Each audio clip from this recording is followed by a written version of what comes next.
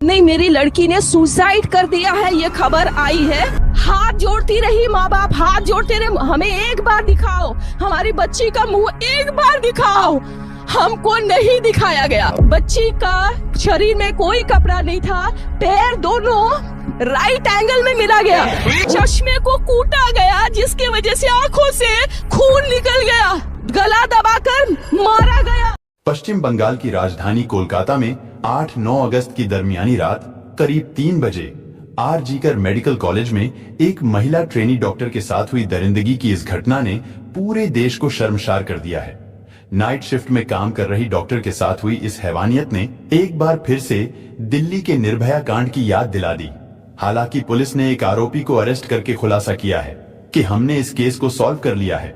लेकिन आपको क्या लगता है, क्या एक अकेला व्यक्ति उस बच्ची के साथ ऐसी खौफनाक दरिंदगी कर सकता था, या फिर इसमें किसी और व्यक्ति का भी हाथ हो सकता है?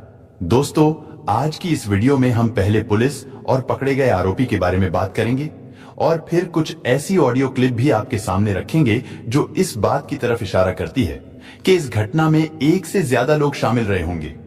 दरअसल बहुत मेहनत और लगन के बाद कुछ लड़के और लड़कियां नीट का एग्जाम क्वालिफाई करके इस आरजीकर मेडिकल कॉलेज में जूनियर डॉक्टर के तौर पर डॉक्टरी की ट्रेनिंग के लिए आते हैं। और इसी कॉलेज में एक ऐसी लड़की थी जिसने बड़ी मेहनत से पढ़ाई की थी, क्योंकि उसके माँ बाप का सपना था कि उनकी इकलौती बेटी पढ़ लिख कर डॉक्टर बने, और बेटी का सपना ये था कि मैं अपने माँ बाप के सपने को पूरा करूं और उनको इस गरीबी की दलदल से बाहर निकालूं, क्योंकि उस लड़की के गरीब पिता कोलकाता से दूर नॉर्थ 24 परगना में रहा करते थे। उनके परिवार में केवल 3 ही लोग थे, एक वो जूनियर डॉक्टर लड़की, उसकी माँ और उसके पिता। उसके पिता अपना घर चलाने और अपनी बेटी को पढ़ाने के लिए बच्चों की स्कूल यूनिफॉर्म बेचा करते थे, और उन्हीं स्कूल की यूनिफॉर्म को बेचकर वो अपना घर चलाते और अपनी बेटी को पढ़ा रहे थे। उनकी बेटी ने भी धीरे धीरे एमबीबीएस की पढ़ाई पूरी कर ली थी। एमबीबीएस करने के बाद अब वो आरजीकर मेडिकल कॉलेज में पीजी की 2nd ईयर की स्टूडेंट थी। अब उसके सामने उसका खूबसूरत करियर था, यानी उसके माँ बाप बचपन से जो सपना देख रहे थे वो अब पूरा होने ही वाला था। उनकी बेटी डॉक्टर बनने वाली थी और उनके घर के हालात बदलने वाले थे। लेकिन अचानक 9 अगस्त की सुबह को उनके सारे सपने टूटकर बिखर गए। जिस बेटी से उन्होंने 8 अगस्त की रात फोन पर बात की, उसी बेटी की मौत की खबर सुबह उनके परिवार को मिली।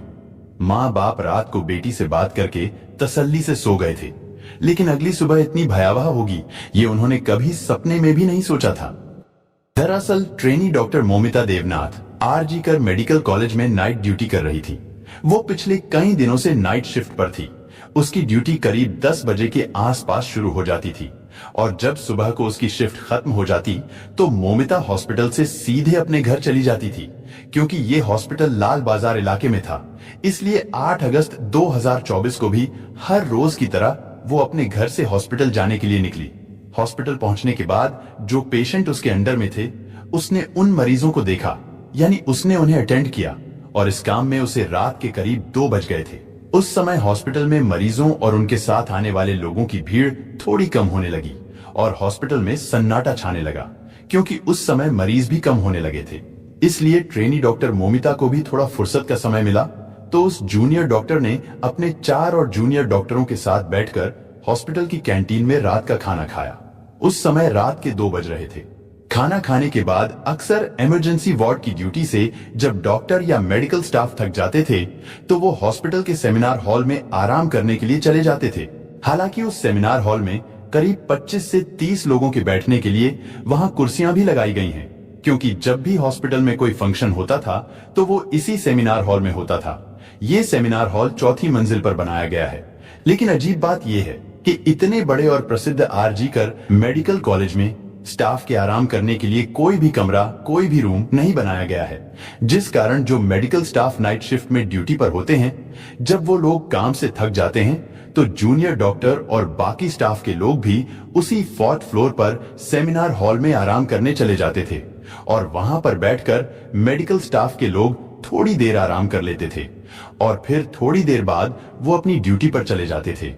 इसी तरह ये जूनियर डॉक्टर यानी मोमिता देवनाथ भी रात का खाना खाने के बाद अपने डॉक्टर साथियों को गुड नाइट कहकर करीब 2 से 3 बजे के दरमियान यानी 2:30 बजे के आसपास 4th फ्लोर पर बने उस सेमिनार हॉल में जाती है और वहां जाकर मोमिता सोचती है कि वो थोड़ी देर आराम करेगी और फिर उसके बाद अपनी बाकी शिफ्ट को पूरा करेगी। लेकिन उस जूनियर डॉक्टर के सेमिनार हॉल में जाने के बाद सुबह तक उसके बारे में किसी को कुछ भी पता नहीं चलता।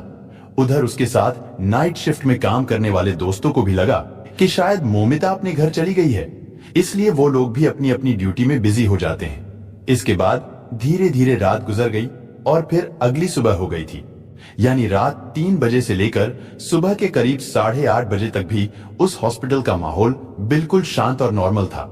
लेकिन जब 8:30 बजे हॉस्पिटल का एक स्टाफ उसी सेमिनार हॉल का दरवाजा खोलकर अंदर जाता है और जैसे ही वो अंदर जाता है तो उसके मुंह से चीख निकल जाती है, क्योंकि वहां पर उसने देखा कि सामने फर्श पर एक गद्दा पड़ा है और उस गद्दे पर एक लड़की पड़ी हुई है। इसके बाद वो उस लड़की के थोड़ा और करीब जाता है। उसने देखा कि उसके चारों तरफ खून ही खून फैला हुआ है। उसके बाद वो व्यक्ति बदहवास हालत में चीखता हुआ उस सेमिनार हॉल से बाहर की ओर भागता है। उसकी चीखें सुनकर स्टाफ के कुछ लोग भी वहां पर पहुंच जाते हैं और फिर देखते ही देखते कुछ ही देर में हॉस्पिटल के तमाम डॉक्टर, जूनियर डॉक्टर तथा स्टाफ के सभी लोग वहां पर इकट्ठा हो गए और फिर जो कुछ उन्होंने अपनी आंखों से देखा उसे देखकर उनकी भी चीख निकल गई थी, क्योंकि वहां पर लेडी जूनियर डॉक्टर मोमिता देव नाथ लहूलुहान पड़ी थी। उसके जिस्म पर ऊपर के कुछ कपड़े तो थे, लेकिन नीचे के कपड़े बिल्कुल भी नहीं थे, यानी वो अर्धनग्न अवस्था में थी। उसके पूरे शरीर पर यानी चेहरे से लेकर पैरों तक शायद ही कोई ऐसी जगह हो जहां पर जख्म का कोई निशान ना हो। उसकी दोनों आंखों और चेहरे से खून रिस रहा था, पूरी बॉडी से खून रिस रहा था। इसके बाद आनन फानन में उस जूनियर डॉक्टर की लाश को कपड़ों से ढक दिया गया। हालांकि आमतौर पर ऐसे जख्मियों को या फिर ऐसी लाश को हॉस्पिटल ले जाया जाता है, लेकिन डॉक्टर मोमिता देवनाथ तो हॉस्पिटल में ही पड़ी थी और वहां पर मौजूद डॉक्टरों को उसी समय यह पता चल गया था कि अब उसकी सांसें थम चुकी है और वो मर चुकी है। इसके बाद ट्रेनी डॉक्टर मोमिता की लाश को मुर्दा घर ले जाया गया, क्योंकि उस लाश की शिनाख्त पीजी सेकंड ईयर की स्टूडेंट के रूप में हो चुकी थी। इसलिए जूनियर डॉक्टर मोमिता देवनाथ के घर वालों को भी इस घटना की सूचना दे दी गई। सूचना मिलते ही ट्रेनी डॉक्टर के घर कोहराम मच गया और फिर कुछ देर बाद उसके घर वाले भी हॉस्पिटल पहुंच गए। घर वालों के हॉस्पिटल पहुंचने के बाद हॉस्पिटल में मौजूद चेस्ट मेडिसिन डिपार्टमेंट के सहायक सुपरिटेंडेंट ने उनसे कहा कि आपकी बेटी ने खुशी की है, लेकिन ट्रेनी डॉक्टर के माता पिता ने जो बताया है उससे तो इस पूरे मामले में कहीं ना कहीं साजिश की बू आने लगी है। ट्रेनी डॉक्टर के पिता की माने तो सुबह के समय जब वो अपनी बेटी को देखने गए थे तो उन्होंने देखा था कि उनकी बेटी के चेहरे से खून टपक रहा था। उसका चश्मा भी बुरी तरह से टूटा हुआ था और जब उन्होंने बेटी की लाश के ऊपर पड़े कपड़े को थोड़ा सा हटाया तो उन्हें उसकी कमर से नीचे कपड़े नहीं दिखे थे। लेकिन उस बेटी के साथ इतना कुछ हो जाने के बाद भी उसी हॉस्पिटल के चेस्ट मेडिसिन डिपार्टमेंट का सहायक सुपरिटेंडेंट कहता है कि जूनियर डॉक्टर मोमिता देवनाथ ने तो खुदकुशी की है, यानी एक लड़की जिसके जिस्म पर कोई कपड़ा नहीं है, उसका शरीर सिर से लेकर पैर तक जख्मी है। भला कोई ऐसे भी अपनी जान देता है? खैर, जब ये तमाम बातें चल ही रही थीं, तो थोड़ी देर के अंदर ही अंदर इस घटना की खबर पूरे हॉस्पिटल के तमाम जूनियर डॉक्टरों तक पहुंच गई और जिन लोगों ने भी उस ट्रेनी डॉक्टर की लाश देखी उन्होंने पहली ही नजर में अंदाजा लगा लिया था कि ये सिर्फ कत्ल ही नहीं है, बल्कि उसके साथ जबरदस्ती हैवानियत भी की गई है। और इसी वजह से सभी जूनियर डॉक्टरों में गम और गुस्से का माहौल पैदा हो गया था, क्योंकि ये दरिंदगी एक सरकारी हॉस्पिटल के अंदर एक जूनियर डॉक्टर के साथ की गई थी। लेकिन स्टूडेंट का गुस्सा अभी भी काबू में था और इसी बीच शुरुआती पोस्टमार्टम रिपोर्ट भी आ गई, क्योंकि वो सभी लोग डॉक्टर थे और वो लड़की भी उन्हीं डॉक्टरों में से एक जूनियर डॉक्टर थी जिसके साथ ये सब कुछ हुआ था। शुरुआती पोस्टमार्टम रिपोर्ट से ही उन सबको पता चल गया था कि उस ट्रेनी डॉक्टर के साथ क्या कुछ हुआ है और किस तरह से दरिंदगी की गई है। पोस्टमार्टम रिपोर्ट के मुताबिक उसकी दोनों आंखों से खून रिस रहा था, उसके मुंह से भी खून बह रहा था, उस ट्रेनी डॉक्टर के प्राइवेट पार्ट से भी खून बह रहा था, उसका पेट बुरी तरह से जख्मी था, उसका बायां पैर टूटा हुआ था, उसकी गर्दन भी टूटी हुई थी, दाहिना हाथ टूटा हुआ था, उसकी रिंग फिंगर भी टूटी हुई थी, होंठ जख्मी थे और होंठ से भी खून रिस रहा था, उसके जिस्म पर कई जगह दांतों से भी काटा गया था, यानी उस मासूम बच्ची के शरीर को बहुत ही बेदर्दी से भंबोड़ा गया था। आगे पोस्टमार्टम रिपोर्ट में था कि शायद इन सब के बाद आखिर में गला घोटकर उसकी हत्या कर दी गई थी। लेकिन इस पोस्टमार्टम रिपोर्ट में भी कई चीजें क्लियर नहीं थीं। जैसा कि ये तो क्लियर किया गया था कि डॉक्टर मोमिता के साथ जबरदस्ती हुई है, लेकिन ये क्लियर नहीं किया गया था कि उसके साथ जबरदस्ती मौत से पहले हुई थी या उसकी मौत के बाद, यानी ये हैवानियत जूनियर डॉक्टर के साथ जिंदा रहते हुए की गई थी या फिर उसकी लाश के साथ की गई थी। खैर, जब ये भयानक पोस्टमार्टम रिपोर्ट डॉक्टरों के सामने आई तो डॉक्टरों का गुस्सा बर्दाश्त से बाहर हो गया और फिर देखते ही देखते पूरे आरजीकर कॉलेज के डॉक्टरों ने हड़ताल कर दी। उन सब ने काम करना बंद कर दिया। उन सभी जूनियर डॉक्टरों का कहना था कि अगर सरकारी हॉस्पिटल में भी वो लोग सुरक्षित नहीं है तो फिर कहां सुरक्षित रहेंगे। इसके बाद धरना प्रदर्शन शुरू हो गया और फिर पुलिस के ऊपर भी दबाव बनाया जाने लगा था।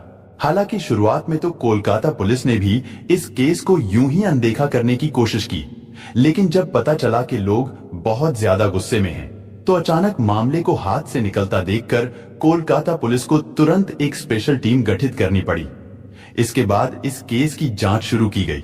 ये मामला चीफ मिनिस्टर तक भी गया, साथ ही पॉलिटिक्स भी शुरू हो गई।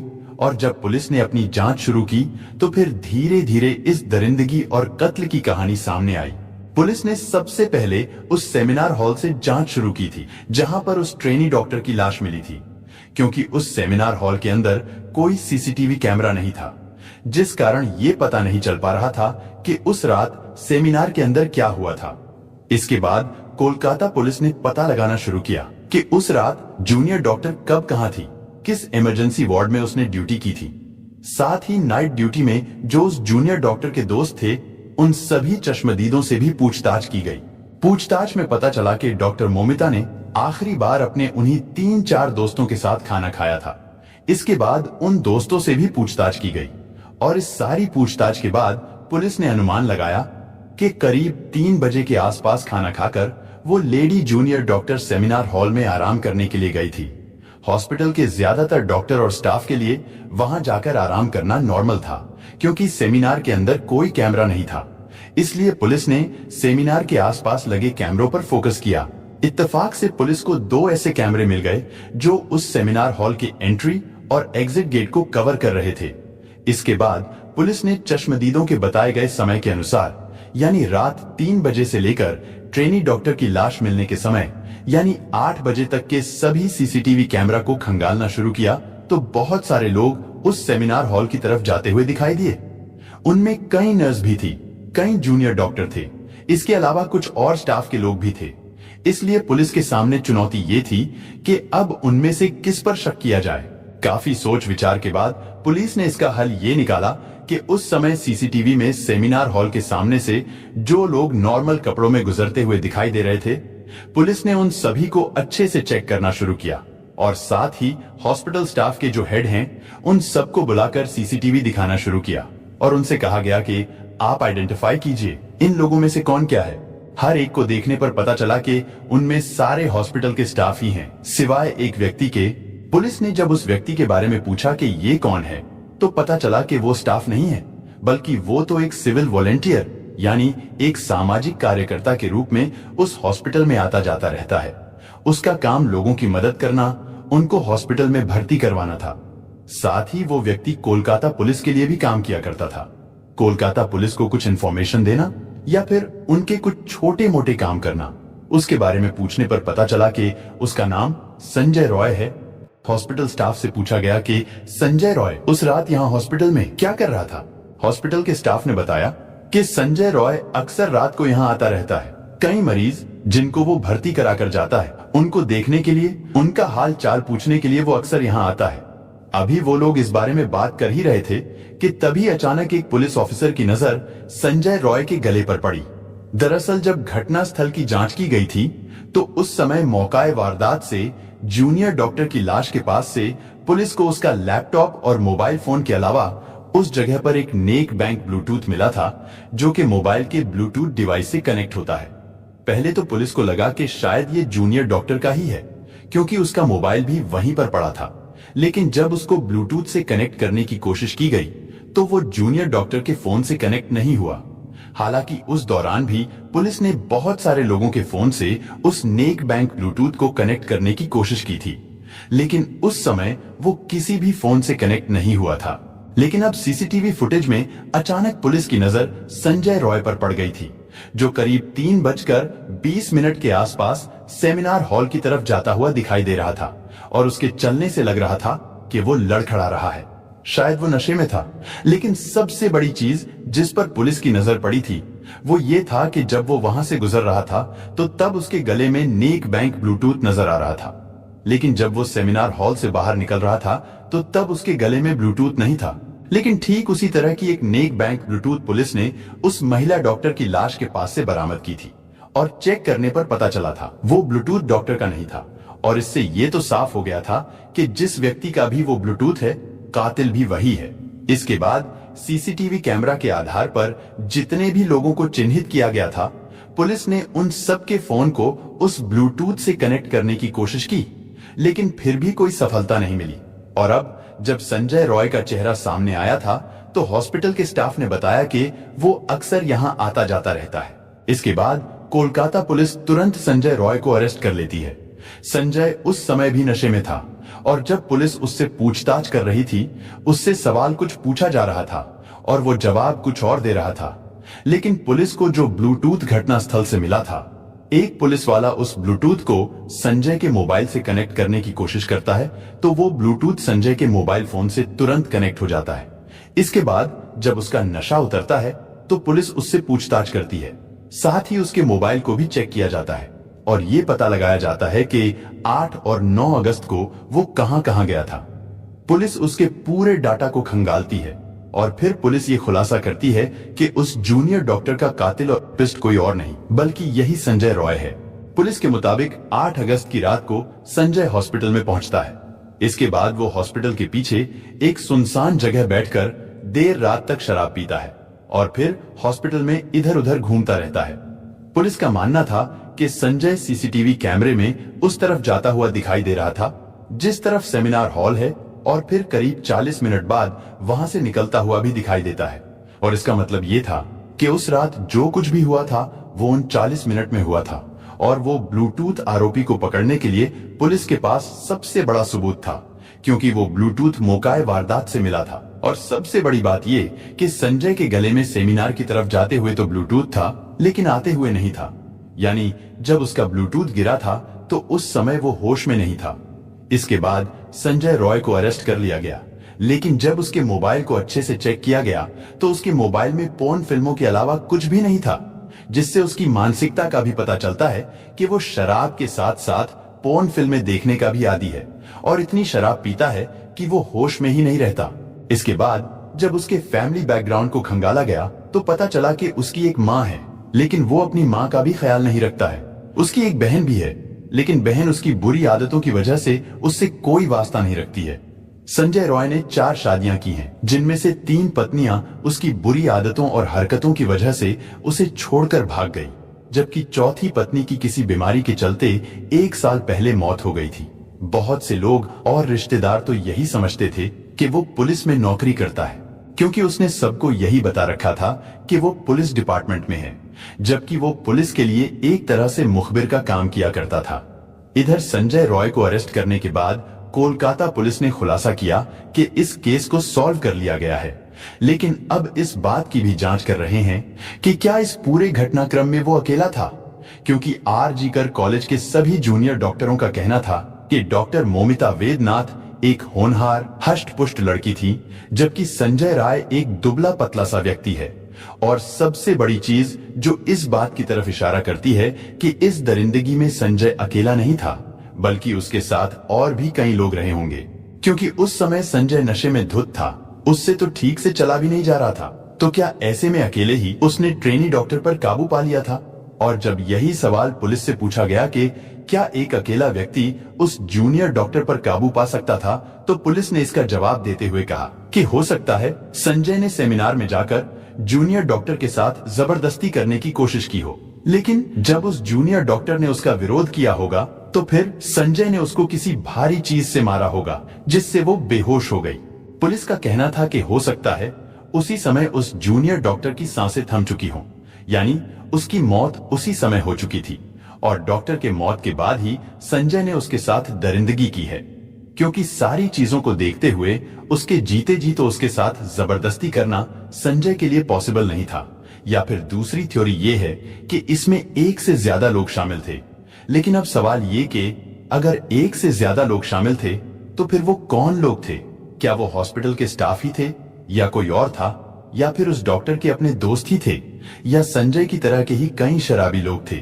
लेकिन अभी ये सारी चीजें चल ही रही थीं कि तभी अचानक सोशल मीडिया पर एक ऑडियो क्लिप वायरल होता है जिसमें इस घटना के पीछे किसी बड़े पॉलिटिकल कनेक्शन की बात की गई है। साथ ही इस बातचीत ने कोलकाता पुलिस और उसकी जांच पर भी गंभीर सवाल खड़े कर दिए हैं। हालांकि ये ऑडियो क्लिप बंगाली भाषा में है, लेकिन साथ ही आपको उसका हिंदी ट्रांसलेशन स्क्रीन पर भी लिखा हुआ दिखाई देगा। आप उसको भी पढ़कर समझ सकते हैं। ঠিক আছে, ওটা প্রিন্সিপালই চালাচ্ছে এন্ড প্রিন্সিপালের যারা সাকরেত তারাই চালাচ্ছে আমাদেরকে। আমরা সাসপেক্ট করছি এটা ইন্টার্নের কাজ, ঠিক আছে, এবং যে ইন্টার্ন তার যথেষ্ট পলিটিক্যাল ব্যাকগ্রাউন্ড আছে, তার ফ্যামিলি মেম্বারও প্রোটেকশন দেওয়ার জন্যই মানে খারাপ লাগছে ভাবতে যে আমার ব্যাচমেটই এরকম করতে পারে এবং কলেজ অথরিটি এতটা নির্লজ্জ যে তাকে সেফগার্ড করার জন্য এত কটা গেমস খেলা হচ্ছে। हालांकि 8 और 9 अगस्त की दरमियानी रात को कोलकाता के सरकारी हॉस्पिटल में महिला ट्रेनी डॉक्टर के साथ हुई इस हैवानियत के आरोपी को पुलिस ने चुस्ती फुर्ती दिखाते हुए मात्र 24 घंटों के अंदर अरेस्ट भी कर लिया था। लेकिन अब सवाल ये, आखिर आरोपी के पकड़े जाने के बाद भी सभी ट्रेनी डॉक्टर इंसाफ की मांग पर क्यों डटे हुए हैं? क्यों आरोपी के पकड़े जाने के बाद भी डॉक्टरों का गुस्सा शांत नहीं हो रहा है? और क्यों आरोपी के पकड़े जाने के बाद भी सीबीआई जांच की मांग की जा रही है? और क्यों पश्चिम बंगाल की सीएम ममता बनर्जी को अपनी ही पुलिस को डेडलाइन देनी पड़ी है? इतना ही नहीं, इसके बाद टीएमसी के नेता कुणाल घोष ने भी अपने सोशल मीडिया प्लेटफॉर्म से एक और ऑडियो क्लिप जारी करके सनसनी मचा दी है। ऑडियो क्लिप को जारी करते हुए कुणाल घोष ने लिखा है कि ये फोन कॉल भी जांच के दायरे में आनी चाहिए, क्योंकि इस ऑडियो क्लिप में 2 लोगों की बातचीत है और इस पूरी कॉन्वर्सेशन में ट्रेनी महिला डॉक्टर की जांच पर बेहद ही गंभीर आरोप और सवाल खड़े किए गए हैं। कुणाल घोष की तरफ से जारी की गई इस ऑडियो क्लिप में दूसरे व्यक्ति ने पूरे मामले में किसी रसूखदार इंटर्न डॉक्टर के होने की बात की है और वो व्यक्ति आरोपी को बचाने के लिए किसी बड़ी साजिश की तरफ भी इशारा कर रहा है। कुणाल घोष ने इस ऑडियो क्लिप को जांच में शामिल करने की मांग की है। আমরা সাসপেক্ট করছি এটা ইন্টার্নের কাজ, ঠিক আছে, এবং যে ইন্টার্ন তার যথেষ্ট পলিটিক্যাল ব্যাকগ্রাউন্ড আছে, তার ফ্যামিলি মেম্বারও যথেষ্ট উচ্চ পদস্থ, ঠিক আছে, নাম নিতে পারবো না কারণ আমি আমারই সমস্যা হয়ে যাবে, বাট না নাম নিতে হবে না, একদম নাম নিতে হবে না।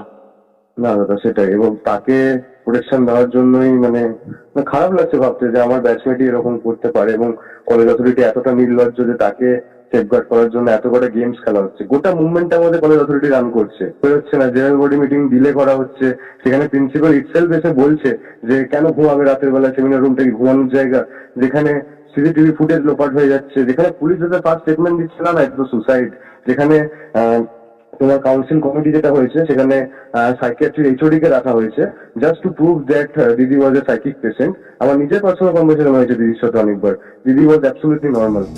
कुणाल घोष ने इस ऑडियो क्लिप को जांच में शामिल करने की मांग की है, लेकिन साथ ही इस ऑडियो क्लिप ने पुलिस की जांच और कार्रवाई पर भी कई सवाल खड़े कर दिए हैं और यही वजह है कि अपनी साथी डॉक्टर के साथ हुई इस दरिंदगी को लेकर आज कोलकाता सहित पूरे देश के भावी डॉक्टर्स सड़कों पर उतर आए हैं। लेकिन जिस तरह की शुरू से लेकर अब तक पुलिस की इस मामले में भूमिका रही है, उस पर डॉक्टरों द्वारा काफी सवाल खड़े किए जा रहे हैं, क्योंकि जिस तरह से कई बड़े अधिकारियों ने ट्रेनी डॉक्टर के परिवार वालों से संपर्क करके ये कहा है कि आप सेटलमेंट कर लीजिए, अब वो लोग किस तरह से सेटलमेंट करना चाहते थे ये बात समझ में नहीं आती है। खैर, इसके बाद जूनियर डॉक्टर के परिवार वालों ने सीबीआई जांच की मांग को लेकर हाई कोर्ट में याचिका दायर की। इसके बाद ये मामला हाई कोर्ट में पहुंचता है। हाई कोर्ट ने भी इस मामले को बड़ी ही गंभीरता से लिया, क्योंकि अब पुलिस पर हाई कोर्ट को भी भरोसा नहीं है और ना ही ट्रेनी डॉक्टर के परिवार वालों को भरोसा है और कहीं ना कहीं पूरे देश को भी पुलिस पर भरोसा नहीं है। इसलिए कोलकाता पुलिस ने कल सुबह यानी 14 अगस्त को ही ये केस सीबीआई को सौंप दिया था। यानी अब इस केस में आगे की जांच सीबीआई कर रही है। वहीं बात अगर सीबीआई की करें तो सीबीआई ने भी इससे पहले बहुत सारे मामलों में जांच पड़ताल की है, लेकिन सीबीआई द्वारा भी किसी मामले का इतनी आसानी और इतनी जल्दी से खुलासा नहीं हो पाता। खैर, अभी ये मामला चल रहा है, लेकिन अब सवाल ये है कि क्या सीबीआई इस मामले की जांच इतनी जल्दी कर पाएगी या नहीं कर पाएगी, या फिर ये मामला यूं ही सुशांत सिंह राजपूत केस की तरह ठंडे बस्ते में डाल दिया जाएगा। दोस्तों, इस घटना को सुनाने का उद्देश्य किसी का दिल दुखाना नहीं है, किसी को परेशान करना नहीं, बल्कि आपको जागरूक करना है, आपको सचेत करना है। दोस्तों, इस पूरी घटना के बारे में आपकी क्या राय है, कमेंट बॉक्स में जरूर बताएं। और अगर हमारी मेहनत पसंद आई हो तो इस वीडियो को लाइक करते हुए शेयर भी करें। अगर आपने अब तक चैनल को सब्सक्राइब नहीं किया है तो हमारे चैनल को सब्सक्राइब कर लीजिए। धन्यवाद।